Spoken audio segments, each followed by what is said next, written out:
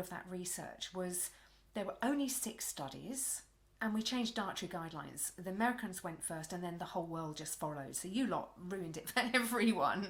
No, of course. But there were only 6 studies. They only involved men. So women had never been studied. Nobody Oh, knew what this low-fat stuff was going to do to women. The men were all sick. They all had already had heart disease. There were fewer than 2,500 of them. And the study still concluded that there was no evidence for change in this. And it was even worse. So in the last paragraph of almost every study, there was a caution. So one of them said the low-fat diet has no place in the treatment of myocardial infarction, which is heart attacks.